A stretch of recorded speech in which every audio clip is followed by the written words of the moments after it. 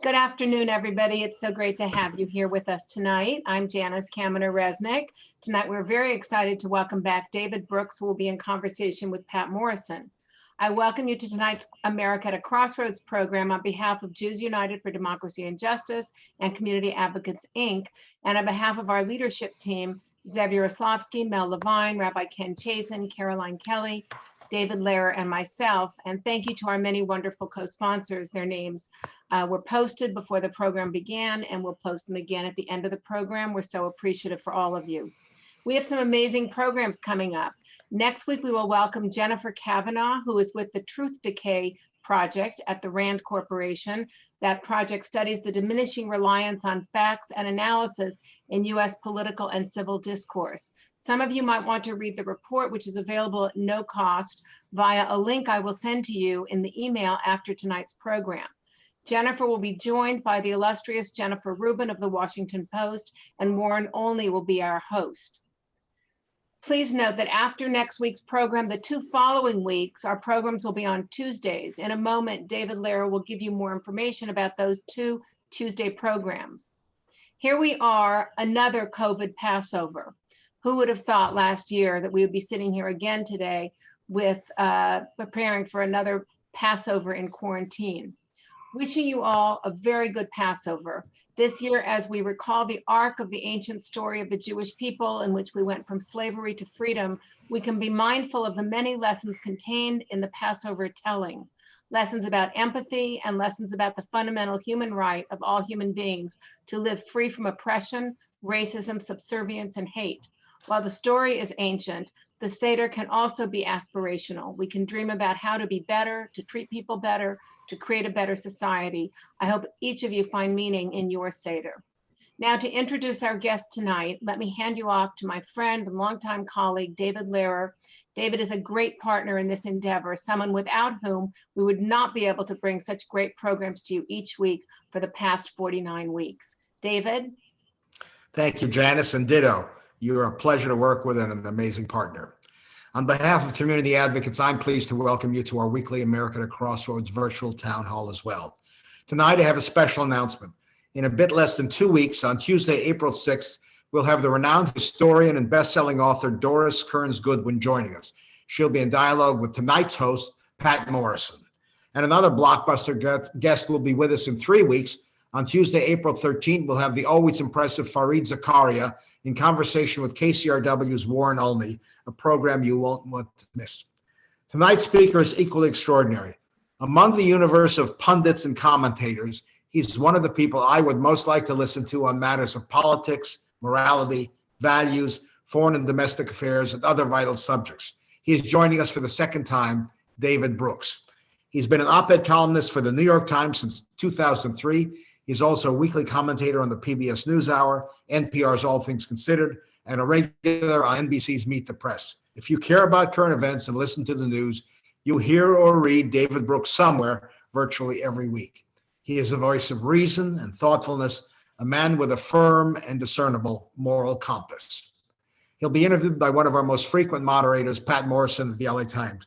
She's won parts of 2 Pulitzer Prizes, 6 Emmys, and 12 Golden Mikes, and has a hot dog named for her at the landmark Pink's in West Hollywood. We're lucky to have her with us. Pat? Thank you, David. Thank you, Janice. And thank you, David Brooks, for joining us as well. Great to be with you, Pat. Pleasure. The matter first that I think is uppermost in many minds, the massacre in Boulder, the one a few days earlier in Georgia. The country's sick of these. The polling is consistently in favor of rules, whether you call them safety, whether you call them controls. I'm still astonished that 20 first graders can be massacred in Sandy Hook and that doesn't move the needle. But the NRA is now financially in a weaker position. There's a bigger cultural cleavage perhaps in the country. So is there a path to gun regulation, and what is it? What would it look like? Well, what's sobering is that this 2020, a year of lockdown, was the biggest year for these kinds of shootings. And not only an uptick in mass shootings, but an uptick, a significant increase in murders overall, a significant increase in gun violence. You know, we've been through this so many times, so I'm hesitant to say this time is different. The only thing that is different is the Democrats control Washington, and they would have to do something about the filibuster to really get rid of some of the blockages that's prevented us from having any gun legislation before. But Joe Manchin has said he will not support what's passed in the House, the Democrat from West Virginia, but he will support a measure that he supported, I think, about 7 years ago and co-sponsored. And so that points to a path where you could get 51 Democratic votes in the Senate for some sort of gun control measure. My own personal position is I'm in favor of any law you can name, pretty much. It's ridiculous that you can get a gun easier than a driver's license or anything else. The problem we have practically is there somewhere in the neighborhood of 200 or 300 million guns in this country. And so somehow destroying those guns is the task. Australia did something like this, but it's just a Herculean effort. And there's some reason to believe we've just got a lot of guns. And so we have, as we try to reduce it, somehow whatever drives mostly young men to do this, somehow that has to be part of the effort as well as controlling the weaponry. Do you think that the NRA is significantly weakened? I do. I don't think the Republican Party is any less anti-gun law. And I think for a lot of people, the gun law is no longer about the guns. It's a culture war issue. Everything seems to become a culture war issue.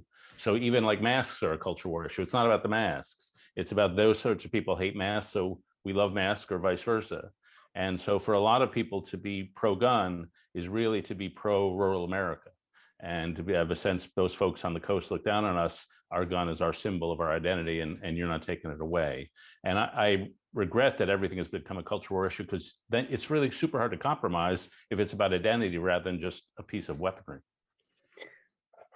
So there are the practicalities as well as the politics of this that impede it. Yeah, you know, why is America like this? What other country has our level of gun violence, our level of mass shooting? Partly it's the guns. We've got so many guns, so that if somebody is really insane and psychopathic, they have a weapon to do it with. But there's something else in the water. A lot of other countries have guns. Israel has a lot of guns, and they don't have this. And so to me, it's evidence not only of guns, but it's an evidence of a social breakdown that leaves lots of young men alone, angry, unseen, because no one's seeing these people as they're deteriorating in some cases. And then they go off and start imitating one another.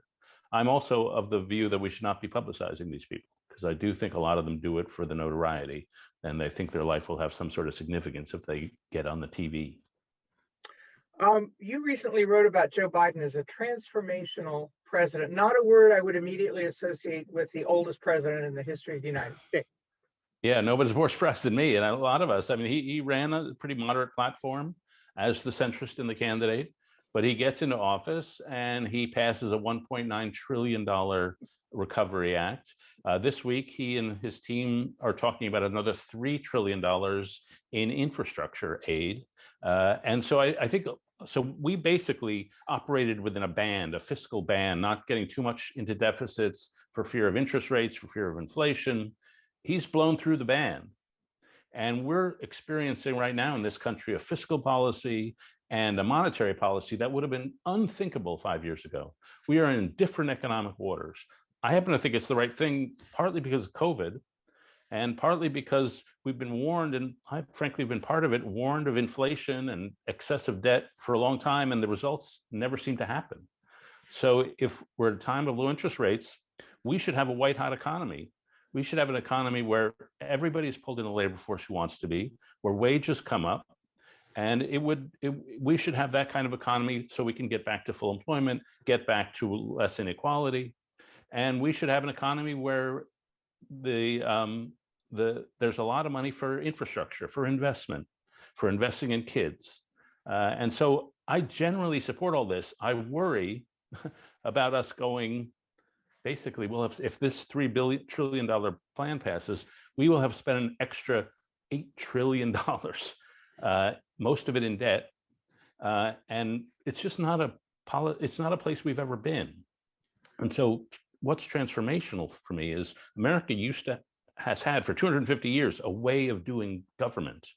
We had low taxes, and we had pretty low redistribution toward downward the income scale compared to Europe. It seems like a new generation is coming on the scene and says, we don't want the American system. We want to be a little more like Europe. And so we're changing our style of government, or at least possibly on the cusp of that. And I'm very curious to see if the rest of America goes along with that. So what is transformational is not necessarily just the monetary aspects, but how we look at what money is being spent. But it is going into infrastructure, schools, broadband, all of which seem to generate help for businesses and the economy. This is not money that is really getting poured down a hole.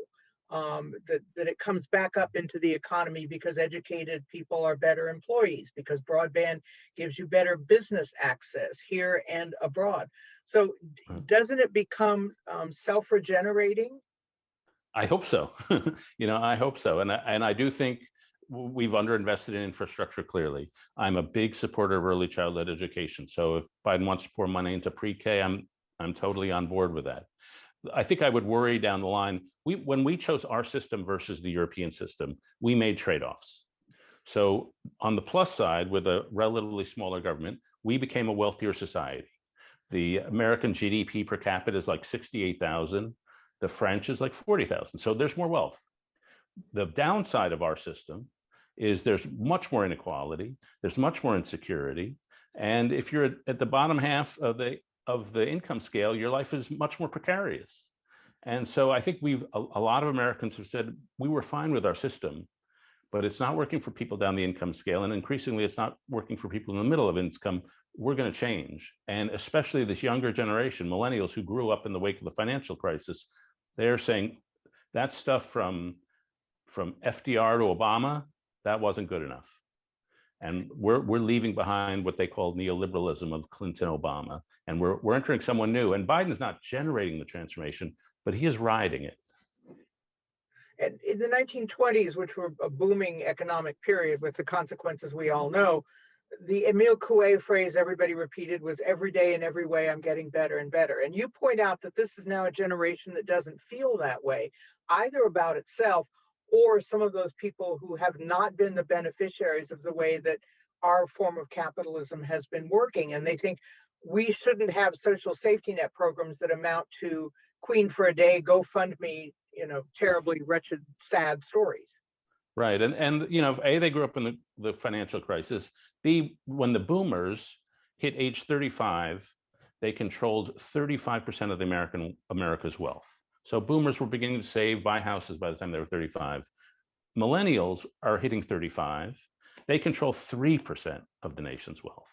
They grew up into an economy where income was going up, but two things were skyrocketing in cost: housing and education.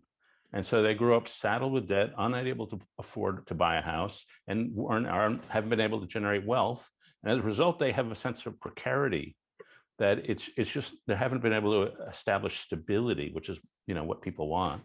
And so they have a much darker view of the economy and of society in general. If you ask people who are above 50, say, do you trust your neighbors? People above 50, the majority say, yeah, my neighbors are trustworthy. If you ask people under 35, only about 19% say this is a trustworthy society. 75% say most people are selfish and out for themselves. So it's a generation that is distrustful because the world society has not been trustworthy toward them. And when you feel that sense of existential anxiety, you want to make some changes. And that's why we're seeing such generational shift in policy as well as other things. One of the priorities for the Biden administration is to restore trust in government across the board. With this generation that has found no reason to, with perhaps even corners, the darker corners of American society that say you cannot and should not. We go back to Reagan's speech about government isn't the solution to the problem, government is the problem. Have we swung back the other way? And do you think that is an important priority as all of these programs expand to get people to trust in what government will and can do? Well, at first, I think reestablishing social trust is one of the key priorities for the country. If you don't have trust, then people embrace conspiracy theories. If you don't have trust, you don't trust the media, you don't trust the science. You go off and you can't do a business deal. If you don't trust people around you, you can't go shake hands and commit to some sort of project. You don't commit to some sort of community good. And so the low levels of trust, I think, is the fundamental problem underlying a lot of our other problems in a society. There's no evidence so far that young people or anybody in America really trust government. If you ask people over the 20th century, do you trust the American government to do the right thing most of the time? Standard question. It was like 70 or 80% until the late 60s. And now it's dropped to like 15%. The paradox to me is people do not trust government, but they do trust government to transfer. So what Biden is doing is he's not creating a lot of big programs. He's writing a lot of checks. And so it's the federal government writing checks to individuals, writing checks to state and local. And that's a way to use government to redistribute money without necessarily concentrating that much power in Washington, which is something people still generally dislike. Much ink and many pixels have been devoted to the state of the Republican Party and its disarray. Talk of a third party from the originalist sort of Republicans, people like you or people like Mitt Romney, if I can group you together. He's better looking. What are the Republican Party's options right now, given this rump-Trump operation that now seems to be in the ascendant? Yeah, it's interesting. One of the things that surprised me is a lot of my Republican friends, I thought after Trump lost, their lives would calm down. But what's happened, and most of my friends who are Republicans are anti-Trump, but members of their family who are pro-Trump have reacted with even more aggressiveness towards sending nasty letters and email, posting on Facebook, family gatherings, a lot more conflict. And I think the pro-Trump people, when Trump was in office, they felt safe or secure, like we're winning, and now they don't feel that way, and the lashing out is gone. So I just encountered so many families where the divisions within the family and across generations is just vicious. And that's a bit of the Republican Party in microcosm. I think what's interesting to me now is that there are now two Republican parties. When Trump was in office, it was just Trump, and you were a never Trumper, but you were sort of off to the side. Now there are a lot of Republicans, including Mitch McConnell, who want to be post-Trump, and they're beginning to fight back. And so we'll see in the primary campaigns for 2022 whether there is enough of a regular Republican Party or if it's all still a Trump party. My reading is that if you ask people, is your primary loyalty to the Republican Party or is it to Trump? It's about 50-50. And so there will be a struggle. And a lot of it will do with the psychodynamics of Donald Trump himself. Does he fade? Do people want to move on? He's been much more silent than I would have expected so far in his post-presidency. Well, he hasn't got Twitter anymore. Right. And that's a big difference. He's not in our daily lives. He's launching a new platform. We'll see how that goes. But he's not as much of a daily soap opera. Talk a little bit more about what the 2022 election will look like. And I know people are weary of elections. Please give us a respite, but it doesn't work that way.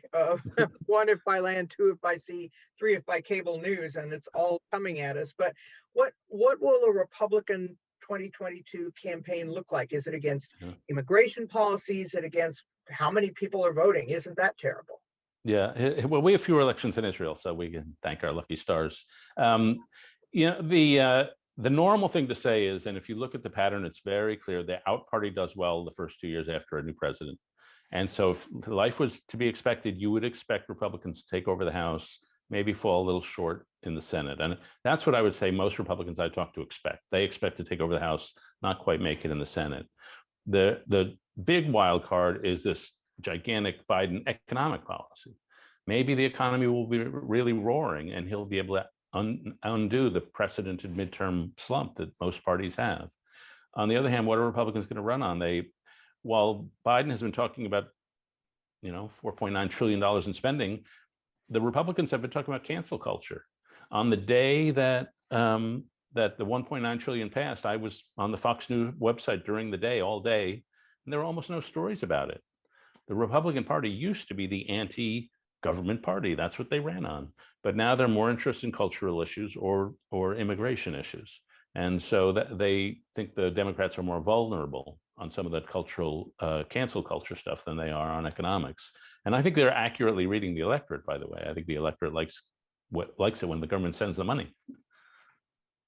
But what I'm wondering what kind of campaign that will look like. Is this like 1992 and Pat Buchanan trying to buck a Clinton surge there? And how much are Republicans now depending on these actions in a number of states to suppress the vote, to keep down the vote that it actually turned out in 2020 and 2018? Yeah, I think it's shameful what they're doing. I'm not sure it has the data I've read is it doesn't have as big an effect as we think either way. And if the Republicans allowed a lot of people to vote, it would not have that big of it would not hurt them as much as they think it would. And so I'm not sure the size of the effect. Look, the Republican Party is shifting in the way right-wing parties are shifting all over Europe, which is it used to be the country club party. It used to be the party of rich people in the suburbs. Now it's a working class party. It represents people down the age or down the income and education scales.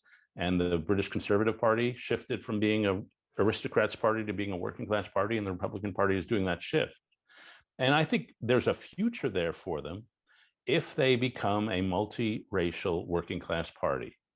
If they build inroads into the African American community, into the Latino community, there's a future there for that party. And to be fair, they made some real gains in 2020. The Latino vote shifted Republican in many places. The African American male vote shifted Republican. Along the Texas border, all those Hispanic towns sharply shifted to the Republicans.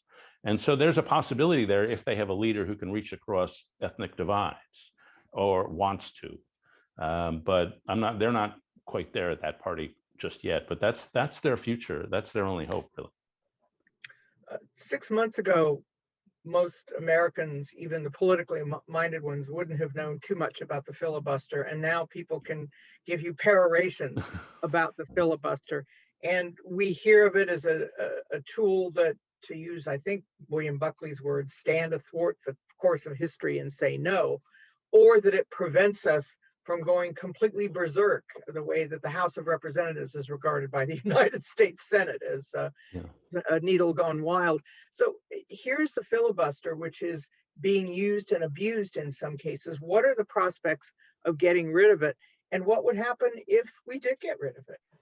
Yeah, when you cover politics the way I do, you tend to be either a House person or a Senate person.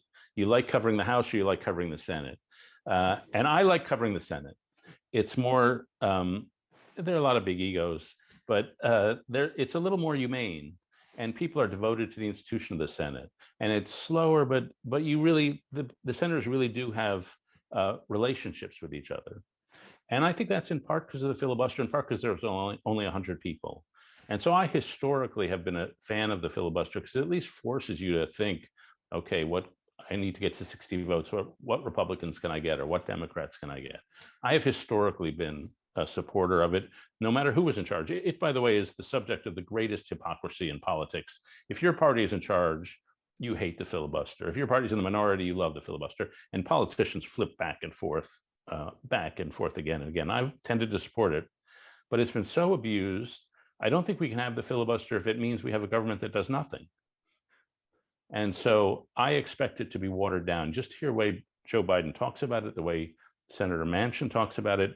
They're open to changing it. And I don't think they've figured out you could expand the filibuster so there's a wider variety of kinds of bills that can avoid it.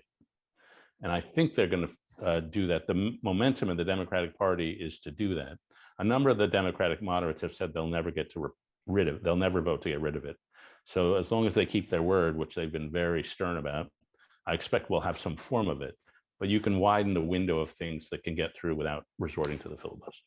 And yet, even in the Senate, which is a more centrist, stabilized party or group than the House, it's not the Senate of Jack Kennedy and Barry Goldwater, much less, or John McCain. So you have people who have retreated into their corners. So the filibuster serves to get people toward the middle to agree. Doesn't look like that's happening.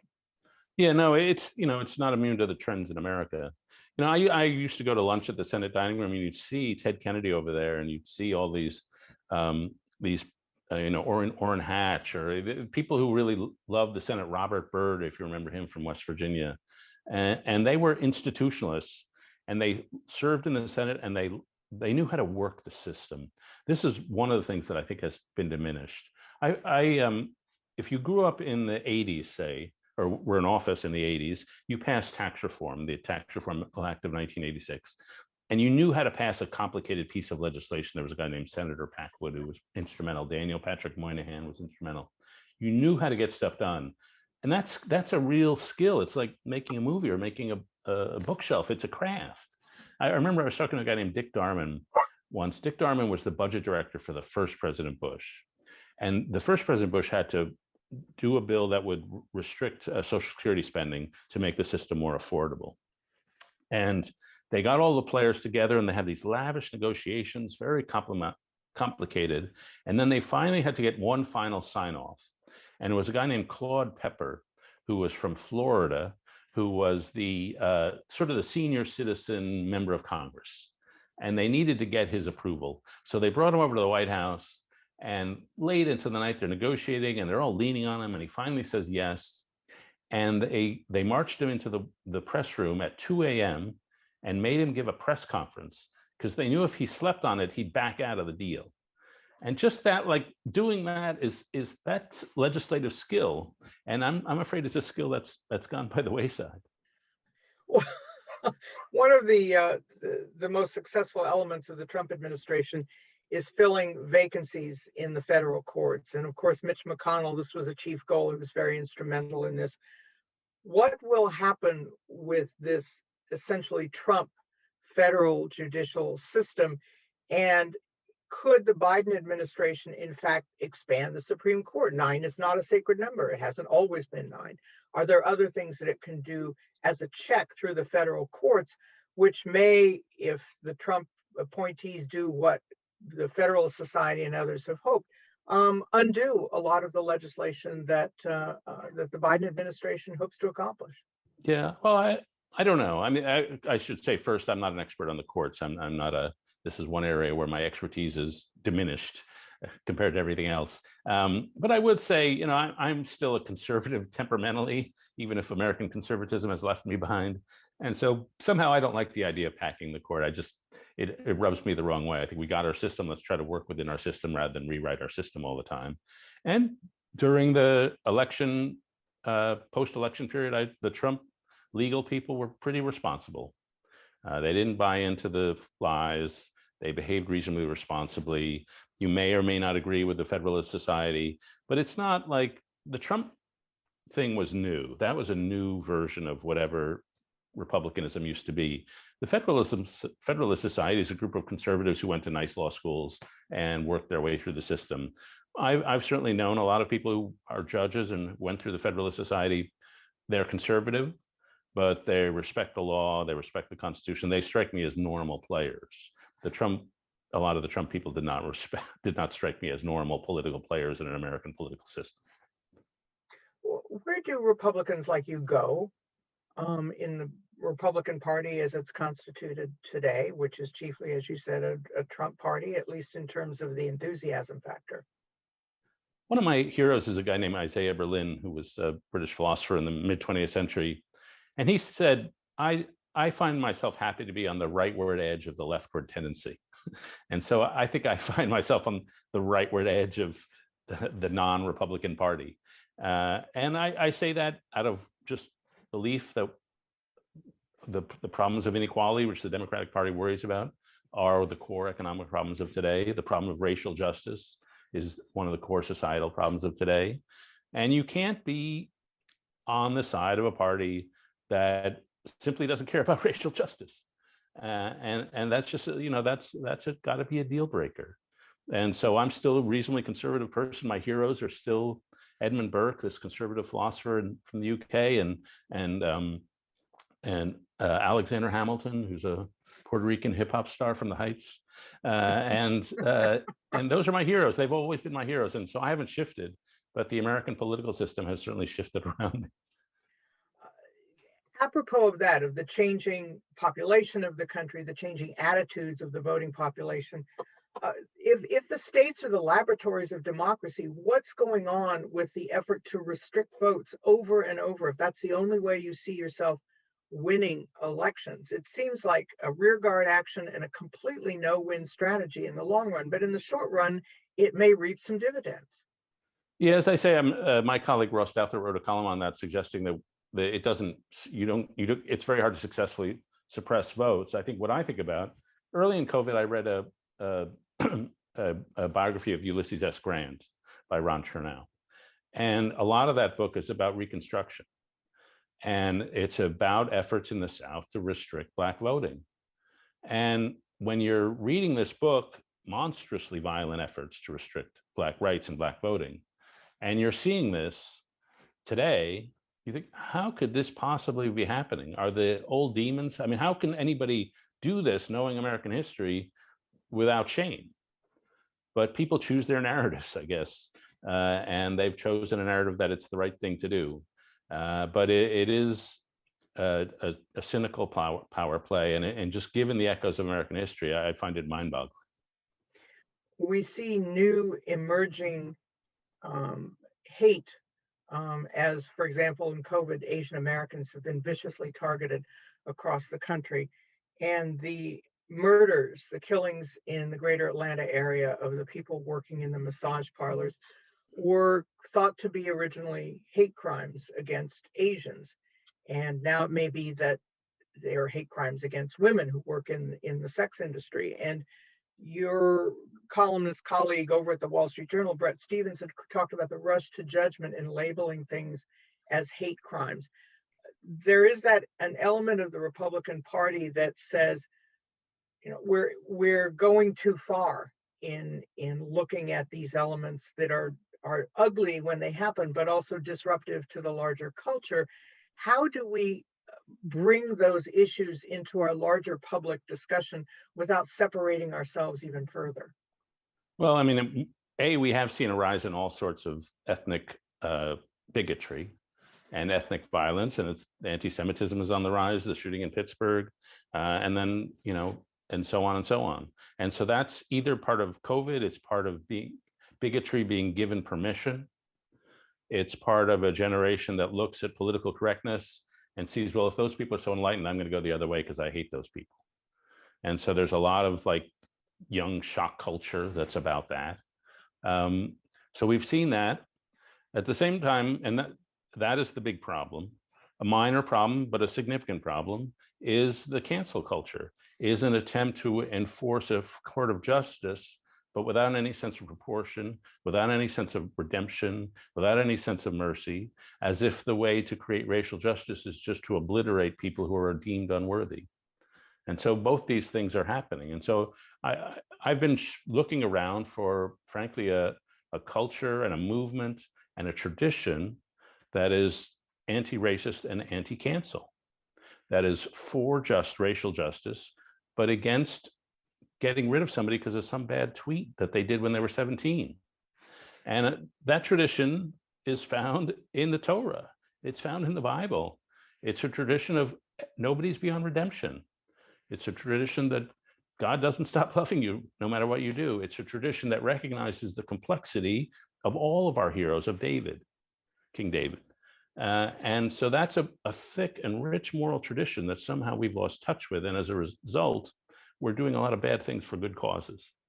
And so I do think a return to the biblical metaphysic is a return to what true justice looks like. What about actual justice, questions that are going on now about how to treat the Capitol rioters and the matters of prosecuting former President Trump for criminal and civil matters? We keep talking about healing. We hear a lot about bipartisanship. Where do these matters figure into it? And yes, the criminal proceedings have a life of their own, but they are now also part of our larger discussion. Yeah, well, we prosecute crimes when there are crimes. And so if people committed violent, seditious acts on January 6th, then there should be crimes. If Donald Trump committed acts of real corruption, then there should be prosecution. And so I think that should be done, as we used to say, with a sense of justice is blind. If there's a crime, then and it's a significant one, we prosecute it. I'm not sure how we get back to a depolarized society. I don't think it's going to happen from the ground up. But when I look at a time America healed, it was in the 1890s to about 1920s. In the 1890s, we had a lot of political corruption. We had a very individualistic culture that was very dog eat dog. It was social Darwinism. We had waves of immigration. We had an economic transformation of the country, which was industrialization. And we were a society in a reasonably bad shape. And three things happened over the course of the 1890s, the next couple decades, that really made America much better and set the stage for the American century. The first was a shift in culture from social Darwinism, which was very sharp-elbowed, to social gospel movement, which was very communal. It's about creating community. So it was less individualistic, more communal.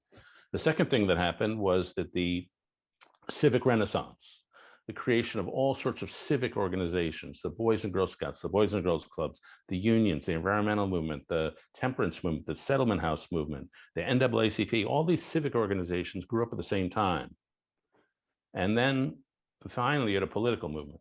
And so to me, that's a significant progression that went from a cultural shift to a civic revival to then political reform. And I imagine if you take a society like ours that's riven with distrust and hatred, it really takes some sort of moral and cultural revolution to get the ball sort of rolling. And that takes some projects. Rabbi Jonathan Sachs, we lost this year, he once pointed out in one of his books that the creation of the universe is described in like 7 verses in Genesis. But in Exodus, the building the tabernacle is like hundreds of verses, all those boring parsha we sat through. And he said, why? Why is that hundreds of verses while the creation of the universe is just a few? And he said, because a people is a group of people with a common project. And Moses was taking a fractious group of tribes and creating a common project of building the tabernacle together. We have to build something together to become a people. And then we tell a story about it. Exodus and Passover is a story that happened in order to be told. A people is not only a group of people with a common project, but with a common story.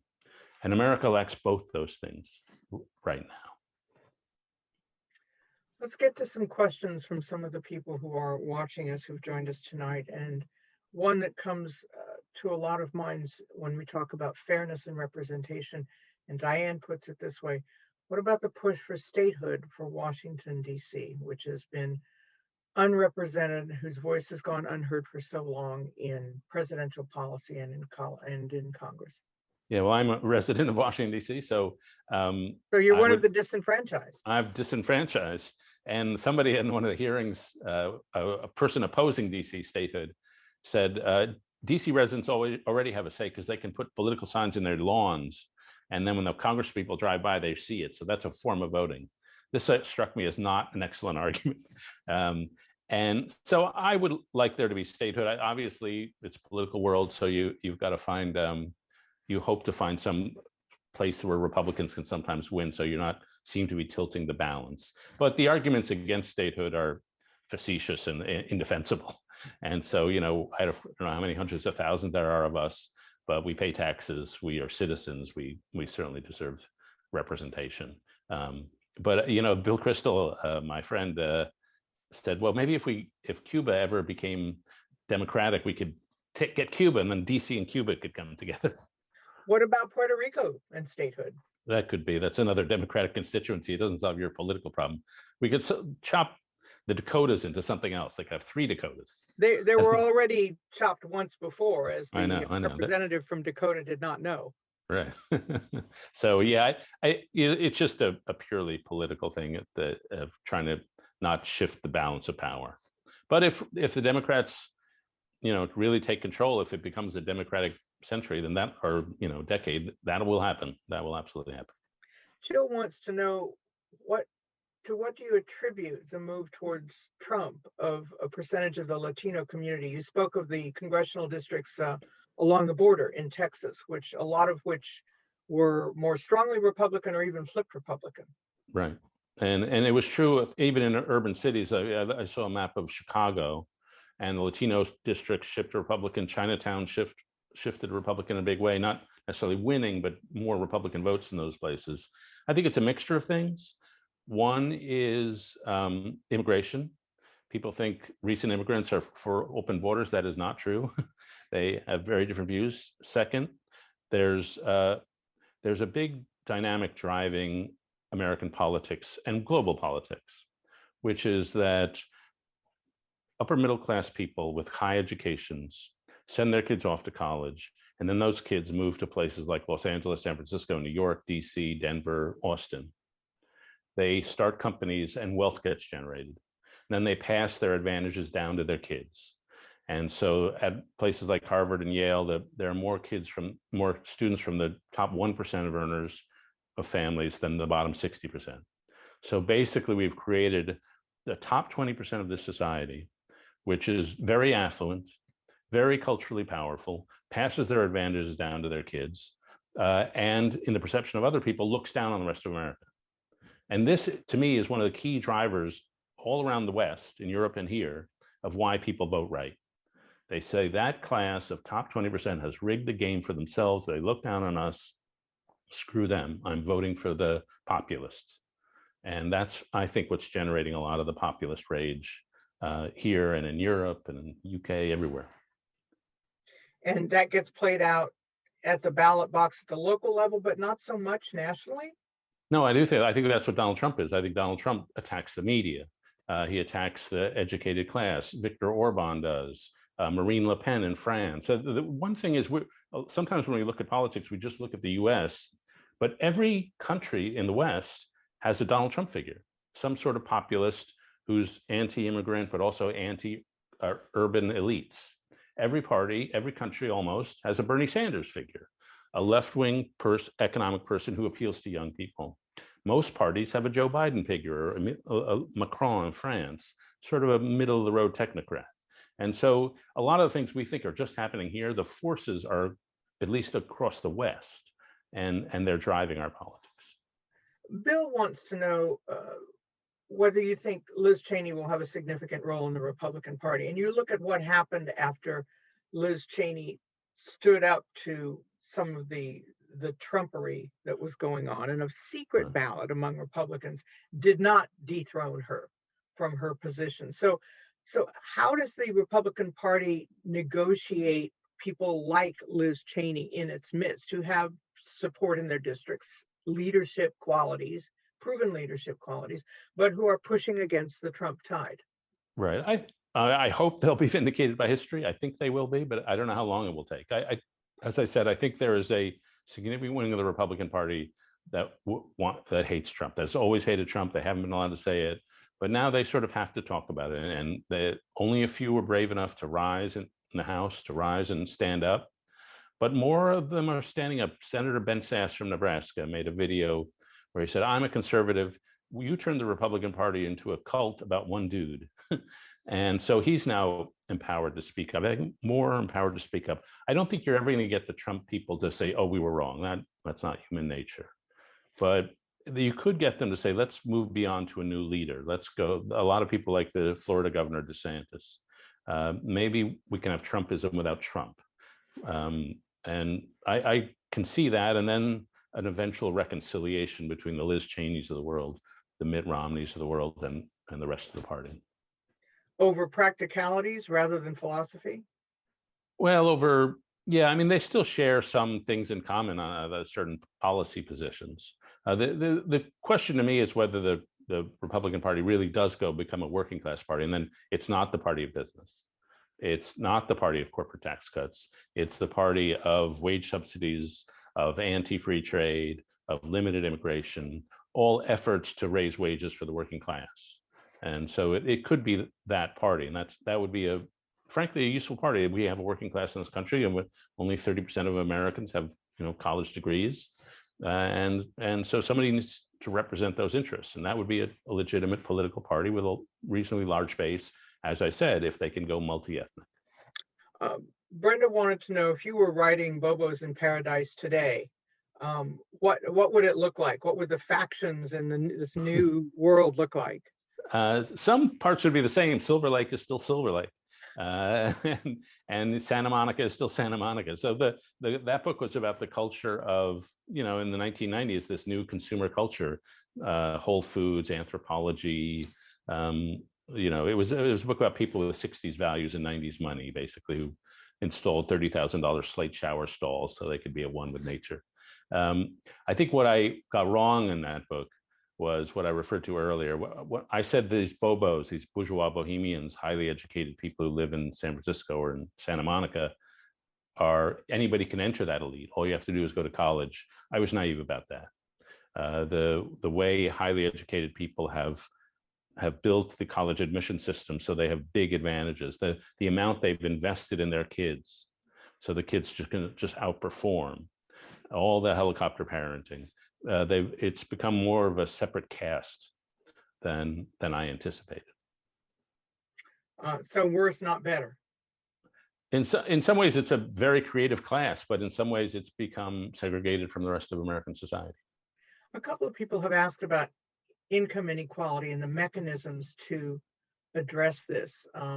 When a welfare society may have failed, but the kind of capitalism we have may have failed too. When you look at a Jeff Bezos income who earns in 15 minutes what one of his employees earns in an entire year. So what are the mechanisms and what's the impetus to get this to change? Because it ultimately, perhaps you would agree, it becomes corrosive to a society. Yeah, it's one that I keep talking about, social trust. It's hard to have social trust when you don't live in the same world, and people see a game that is rigged. I'm for a couple things. First, human capital policies. If we invest in people from before birth all the way up through age 30, heavily invest in them, then we give them the tools they need to succeed. And that's early childhood education, that's pre-K, that's nurse-family partnerships, so that people grow up in a home with a nurturing parents. That's child supports. One of my favorite parts of the Biden 1.9 trillion recovery package is child tax credits, so that parents get real assistance, so they have less economic stress while raising their young. If one of the parents wants to stay home, they have a shot of staying home. And so that's raising kids in an atmosphere that's more secure, that's more supported, that's more invested in. So human capital policies are one thing. The second thing is we probably need a wealth tax. Or I've always been for an inheritance tax. My hero, who I mentioned, Alexander Hamilton, I think, was for an inheritance tax, because you should be able to pass something down to your kids, but it's not good for society to have a sort of a genetic aristocracy of wealth. And it just makes a society more fluid and more dynamic. And so those taxes at the upper end are the other piece of the formula. Everyone cites the years of the Eisenhower administration when the top marginal tax rate was something like 90%, and yet the economy was booming, industry was booming. A lot of those businesses and a lot of those types of jobs have been outsourced. And so we have a different kind of economy now, an information economy. What you're talking about is investment in individuals and families and people with an eye to that economy, and not an old economy then with wealth, when you talk about wealth tax and social investment. Right. And there's a big caring economy. We could raise wages for people in the caring economy. What people are going to get paid for is being human beings. Machines are going to do what machines can do, but there are some things only human beings can do. Only a human being can be a teacher. And so we just have to up the what they call the soft skills. I think those are just tremendously valuable, and people want somebody who they can work with or they can do a deal with who has emotional and social skills. And so those have to be invested in. One thing about the Eisenhower economy, the top right was 90%, but if you looked at the total amount of American GDP that was actually going to government, it was like 18% or something like that. And then when they dropped the trap rate eventually down to like 28, the amount of money going to government was still 18%. So the rates move up and down. The amount of money we send to Washington stays sort of the same, because people find ways to avoid.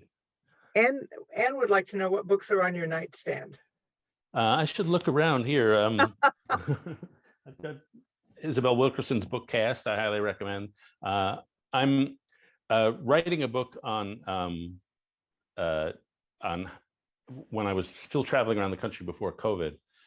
People kept telling me, I don't feel seen. I don't feel understood. And that would be Black people saying, their daily experience is not seen by whites. people in rural America not seen by coastal elites, Republicans and Democrats not looking at each other with any comprehension, young kids, people in bad marriages not seen by their spouses. And so I started thinking, what is this skill of seeing others deeply and being deeply seen? If we're together, how do I get to know you so I can make you feel seen? How do I get to know you so I can know something about you? And so I've been reading a lot of psychology books and neuroscience books related to that. And so some of them are just excellent. There's a book behind me called How Emotions Are Made by a neuroscientist at Northeastern named Lisa Feldman Barrett. I'm a big fan of Antonio Damasio, who's a neuroscientist at USC or UC. Now I'm confused. I should not confuse USC and UCLA in this audience. Not with this audience, no. No. Or any. But Antonio Damasio is a great neuroscientist who wrote a very formative book for a lot of people a couple decades ago called Descartes' Error. And the error is the separation of emotion from reason. Damasio studies how people think, and he realized we're not at our best when we're logical Mr. Spocks. Our emotions are the foundation from our reason, because emotions, it tells us what we value. A number of people want to know about the impact on the culture of the growing sense of domestic terrorism that had been overlooked by the last administration. And you have members of Congress like Marjorie Taylor Greene, who are very outspoken about conspiracy theories like QAnon. And so we've always had elements of this faction in society, but they're becoming more visible, talking about being seen. And in some cases, when you have QAnon sending members to Congress, what destabilization does all this pose to the body politic, trying to get things done and addressing the idea that Americans themselves are a dangerous element in American society? Yeah. Well, the most obvious destabilization is destabilization to the truth, that we can't accept the same truth. The second is that we have a sort of hostile ideology. Q is like a secular religion. And so people believe in it and they believe in the stories, and the stories can flip.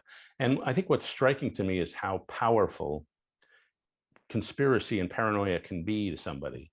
Because if you feel disrespected and that you're sort of cut off from society, to believe in a conspiracy theory, gives you a sense of power. Oh, I know the real deal. These fools don't know, but I know. It gives you a morality tale. Those people are evil. I'm fighting for good. It gives you a sense of agency. I can do something. And so conspiracy thinking is just a very powerful emotional tool. And so a lot of people right now who feel invisible are grasping onto it. And the problem is it often comes wrapped with basically gun culture. And the gun becomes a symbol of, oh, see, I know how to make those people offended. I hold my AK, whatever. And so that's where you get the domestic terrorism. That's where you get these bands of mostly men, surprisingly older men, especially on January 6th. And they're hatching secret conspiracies under the guise of being the saviors of society. And what strikes me is they call themselves patriots because they see themselves as saving American society, but it's patriotism in a very distorted way. I'm going to tweak a question from Elizabeth about your political views over the past 10 years. Any sense that you have of the potential and power and usefulness of politics has changed? Whether the power of politics has changed. You know, I had a friend who lived in a country with a lot of violence. And he said, if you don't care about politics, that's the luxury you have of living in a stable society. Because if you live in a place where you have to pay a bribe to get anything done, or where you might get shot in the back of the head, you don't have the luxury of not caring about politics. And so I tell young people, I just believe in politics. I believe, and my friends who have served in government, they talk about the years in government as the most crowded hours of their lives, when they made the most difference, when all the decisions were most intense. And so many of the people I know were cynical about politics, but I have a friend who worked in the George W. Bush administration, was an important champion of PEPFAR, this program that combated AIDS in Africa. And so my friend can say, in those years, I helped create a program that saved millions and millions of lives, tens of millions of lives. And so anybody who's ever thought of going into government as a young person, I always encourage them to try. It's a life rich with rewards. And even during the Trump years, a lot of people who are career diplomats or career officers in any agencies, they were doing daily heroic work that we didn't know about. And so I often find that when I go into a government meeting and I'm allowed to sit off the record inside a meeting, I'm always impressed by the quality of the people there. They're not making a lot of money, but they're serving the public good, and they're very good people. A quick answer to Judith's question that you'd written about mandatory service year for young Americans. So would that go some way toward healing this disaffection and enemy that you see and talk about? Yeah, totally. Good thing about the 1.9 trillion relief packages, there's $1 billion in there for national service. And so that'll pay for more young people to go out and perform service in their community or somewhere else. And to me, the most important thing is to have a kid from Beverly Hills in the same service group as a kid from Birmingham, Alabama, from Berkeley to Boston, like just to mix people up, because so many of us live in one little area. We know people like us, and we never mix the others. My buddy, Mark Shields, who retired from the NewsHour a couple months ago, he joined the Marine Corps, and he said, I didn't interact with Black people until I was taking orders from them in the Marine Corps. And it's that mixing agent that, aside from the service, would just be so wonderful for the country. My job pre-COVID is I get to travel to 2 or 3 states a week and meet a lot of different kinds of Americans. It's one of the things I miss most about COVID, because it's very hard to hate people close up. And they could be big Trump supporters, but you're sitting at a bar having a drink with them. There's lots going on in their lives that you can totally relate to. We promised you a minute for your big finish, some ideas that you have or some work that you're doing. So let's hear about that. Yeah, one of the things I've been inspired by, even during COVID, is the local community service that gets done. I was in Watts in LA, and I ran into an organization called Sisters of Watts that gives backpacks to kids who need some food to bring home, that helps showers for the homeless. And I was in Compton. And when we go to a place and when we go to a neighborhood and say, who's trusted here? Within 20 minutes, you can get 75 people who have devoted their lives to service to that community. And that core strength of America is still strong. And I'm sure we can think about it in our own lives. If you say, who's trusted in your neighborhood? It doesn't have to be somebody big. The one person I knew in DC, I asked a neighborhood called Columbia Heights, who's trusted here? It was the guy who took money at the parking garage, because he knew all about city zoning. So if you lived in the neighborhood, you need to deal with the city. You went to the guy in the parking garage. And that civic strength of American society is still strong. And I believe that's the most important work that's being done right now to rebuild trust, connection, and community at the local level. Hope we can count on all of that. And we can always count on David Brooks to deliver something provocative and thoughtful and well-informed. Thank you so much for joining us tonight. We had a lot of people watching and listening, and I'm sure your words will resonate with them. Thank you, David. It's great to be back with you. Also want to let you know that March 31st, next week, is the program Truth Decay. Jennifer Kavanaugh at RAND with the Truth Decay Project, and Jennifer Rubin of the Washington Post are going to be talking with Warren Olney. March 31st at 5 p.m. There you see it on the screen. You'll want to show up for that one. And I'm Patt Morrison, and I do want to thank you all for joining us this evening.